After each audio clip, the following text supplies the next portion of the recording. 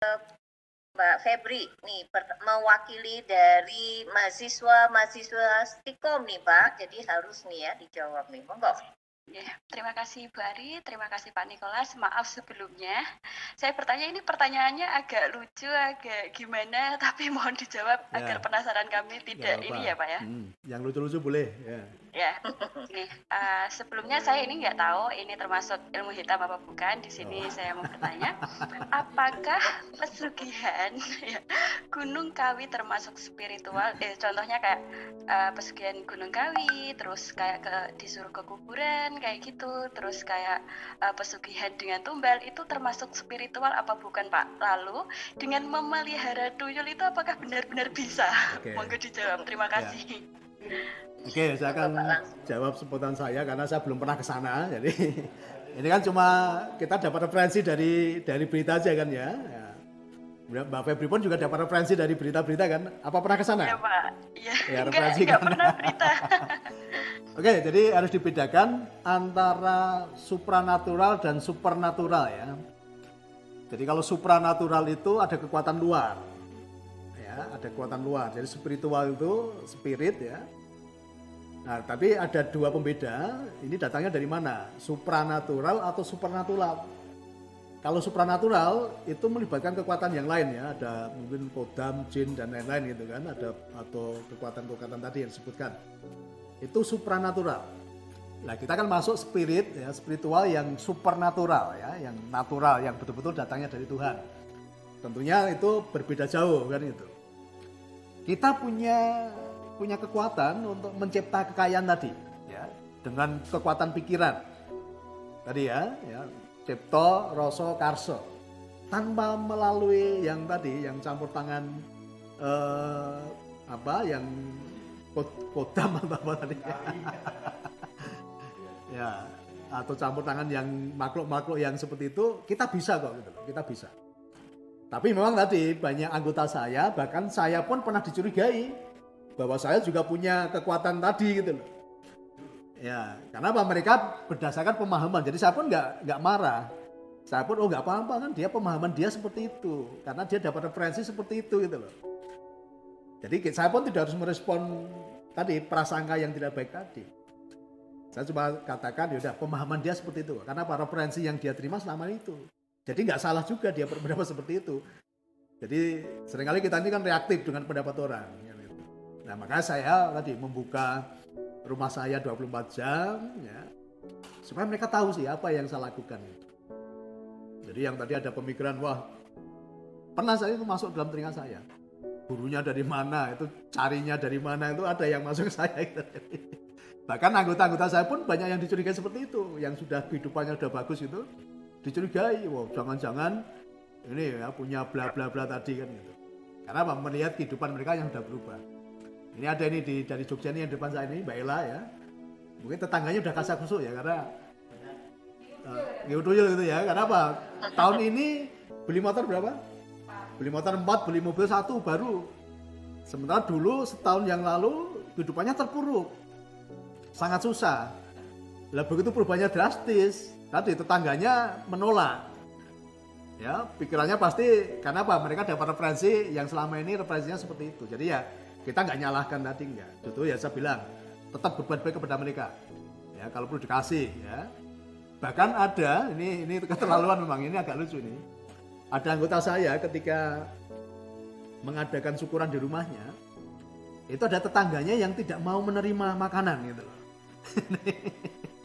Ya karena pikirannya terlalu negatif tadi. Ya, dianggap itu tadi ya dari macam-macam tadi. Nah itulah masyarakat kita ya sudah berubah tadi. Orang-orang yang seperti itu saya pastikan jiwanya tidak pernah tenang. Ya, jiwanya mudah galau, jiwanya mudah tadi ada iri, dengki, ya macam-macam, antek-anteknya tadi ikut semua tadi. Otomatis kehidupan lahiriahnya pasti tidak baik. Itu saya sudah bisa pastikan itu. Orang-orang yang suka nyinyir tadi, suka berpikir jelek, ya berkata-kata negatif, kehidupannya pasti, ya secara lahiriah pun tidak akan baik. Ya tadi ya Mbak Febri ya, kalau yang saya nggak tahu detailnya, saya karena belum pernah ke sana. Mungkin suatu saat kita bisa studi banding ke sana bareng-bareng ya, nanti biar bisa jadi referensi yang lain ini. Oke, terima kasih ya. bertanya langsung, dipersilakan. Nama saya Hairudin Rohadi dari Kota Cimahi. Paparan Bapak sangat luar biasa, bisa menginspirasi bagi saya. Ada pertanyaan buat Bapak, bagaimana kekuatan spiritual itu bisa memberikan kontribusi yang kuat bagi jiwa untuk menghadapi kehidupan yang penuh dengan tantangan, godaan dan ujian untuk meraih kebahagiaan yang hakiki. Itu saja Pak, terima kasih. Oke. Boleh? Ya. Satu lagi? Atau Oke, langsung aja ya. Langsung dulu aja, saya nggak bawa note masanya. Langsung saja dulu ya. Oke. Yang kedua itu bagaimana seseorang itu bisa memberikan referensi, memberikan manfaat kepada orang lain, padahal jiwanya itu kosong dengan kekuatan spiritualnya. Terima kasih Pak. Assalamualaikum. Oke, ya. Jadi Pak Herudin ya, yang disadari dulu bahwa maka dibenahi spiritualnya dulu. Kita nggak bisa bicara jiwa yang kuat kalau spiritualnya belum kuat gitu. Maka spiritualnya ini harus kita kuatkan dulu. Kalau spiritual kuat, otomatis jiwanya menjadi kuat. Kalau jiwa kuat, nanti lahiriannya juga menjadi kuat. Makanya yang perlu dibenahi adalah wilayah spiritual dulu. Ya, menyadari siapa kita gitu kan, jati diri tadi loh. Jati diri jati ning Gusti, ya. Ini jati ning Gusti dumunung ing rasaning ati, Pak. Ada dalam rasa kita, rasa hati kita ini loh. Ya, Tuhan bertahta dalam hati kita. Sadari dulu kan itu kan. Maka wilayah yang perlu dibenahi adalah spiritualnya dulu. Kalau spiritual benar, jiwanya benar, kehidupan fisiknya, lahiriahnya nanti pasti benar. Nah, selama ini banyak pemahaman yang kurang pas bahwa selama ini ketika kita ada masalah, ketika kita ada ujian, ketika kita ada cobaan, kita selalu berprasangka buruk terhadap Tuhan bahwa itu datangnya dari Tuhan gitu loh. Berarti spiritualnya belum kena ini. Ketika kita memanai kehidupan yang buruk, yang berat tadi, ya, banyak orang berprasangka kan, wah ini saya baru diuji Tuhan, saya baru dicobai Tuhan, ya saya baru dihukum Tuhan kan gitu. Berarti belum mengenal siapa Tuhannya. Ya. Tuhan yang saya tahu, Tuhan yang saya kenal, Tuhan yang tidak pemarah, Tuhan yang tidak suka menghukum. Masa sih Tuhan yang membuat ciptanya kemudian ciptanya dibuat susah? Ada nggak kira-kira? Kita membuat sesuatu katalah ya, kita udah membuat sesuatu kemudian kita rusak sendiri, itu ada nggak kira-kira? Tuhan itu Tuhan yang penuh dengan kasih, makanya Ar-Rahman Ar-Rahim, Tuhan yang penuh kasih dan sayang. Tuhan tidak pernah membuat susah ciptaannya gitu loh. Nah ini pemahaman dulu, spiritualnya benar dulu ya, bahwa masalah-masalah yang kita hadapi itu datangnya dari kita sendiri. Ya tadi dari referensi, dari pengalaman, dari keputusan tadi loh, keputusan yang kita ambil tadi loh. Ya, wilayah akibat itu dimulai dari sebab. Nah penyebabnya itu sebenarnya kita sendiri, keputusan-keputusan yang kita ambil tadi gitu loh. Bukan dari Tuhan, no. Ya, Tuhan yang penuh kasih dan sayang ya, sadari dulu itu. Itu Pak ya, pemahaman spiritual dulu yang paling penting. Nah seringkali kita bicara keterbatasan. Contoh ya, ini yang ini mumpung dengan para pendidik nih ya. Kita ini dari kecil cuma diajari rumus matematika ya, yang sering dihafal apa dulu? Pipo londo, ping poro lan sudo. Ini kan bicara keterbatasan ini. Ya, perkalian, pembagian, pengurangan kan gitu. Sementara semesta itu bicaranya apa? Kuadrat. Pelipat gandaan gitu loh. Tapi kita dari kecil hanya diajarkan tadi, 3 rumus tadi, pipo londo tadi, ping poro lan sudo. Bicara kuadrat nggak pernah disinggung. Lupa bahwa para petani itu sudah melakukan tadi rumus-rumus semesta. Ya, pelipat gandaan. Coba kalau petani itu nanam jagung 1 dan nanti tumbuhnya panennya cuma 2, dunia pasti kelaparan. Bagaimana petani nanam padi 1 nanti hasilnya cuma 2 atau 3, dunia pasti kelaparan. Tuhan ya semesta itu mengajar kita pelipat gandaan, bukan lagi pipo londo kan begitu. Tapi dari kecil kita diajarkan matematika yang terbatas tadi loh. Ya, yang terbatas tadi. Sementara tidak mengakses matematika semesta, yaitu pelipat gandaan kan gitu. Ya. Maka kami selalu tune in di dalam apa? Kehidupan yang positif. Tadi, karena apa? Daya cipta, ada penciptaan di sini. Selalu berpikir yang baik. Karena yang kita pikirkan, ya otak manusia itu cerdas. Apapun yang kita pikirkan, dia akan mencarikan jalan sampai ketemu jawaban. Ini diingat-ingat ini ya. Jadi apapun yang kita pikirkan, otak kita itu seperti asisten, dia akan mencarikan jalan sampai ketemu jawaban.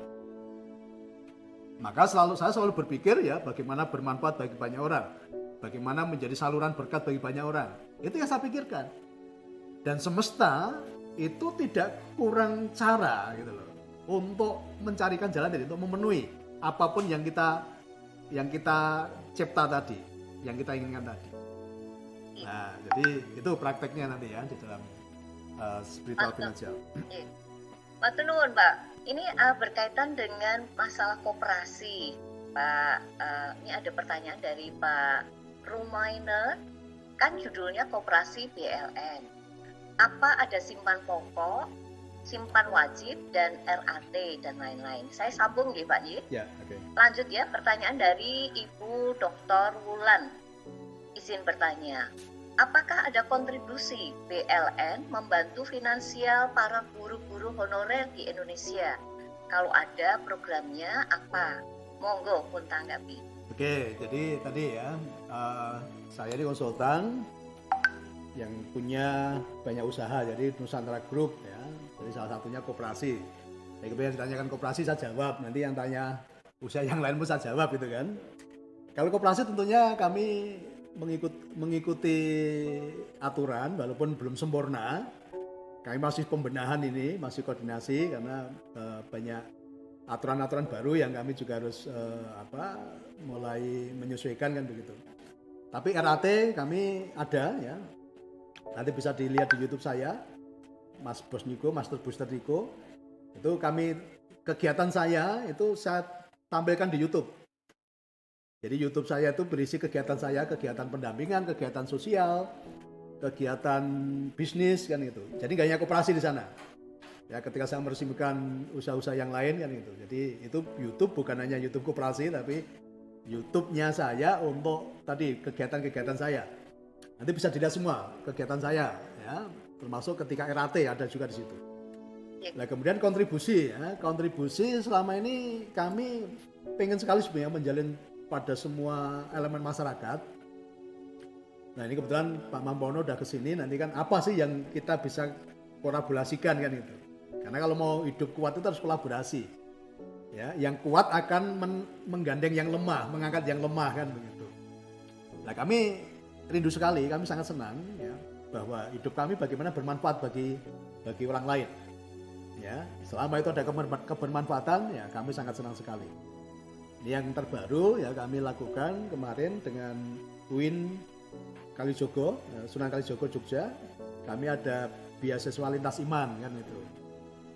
Kemudian kemarin juga dari sisi sosial kami juga mendanai ya anak-anak sekolah yang kurang mampu. Kemarin kita berikan support juga kan itu. Ya intinya justru kami bersyukur, kami terima kasih ketika banyak elemen ya, bisa mendapat manfaat dari kami gitu. Ya, ini juga kita luncurkan ambulan ya, ambulan gratis TIS ya. Jadi tidak ada BBM, tidak ada biaya supir ya. Dan target kami ke depan ada 50 ambulan di 50 kota supaya manfaat kami lebih bisa dirasakan banyak orang. Jadi intinya kalau itu bicara kebermanfaatan kami akan support. Ya, kami akan support. Ya. Oke, gitu, Bari. Matur nuwun.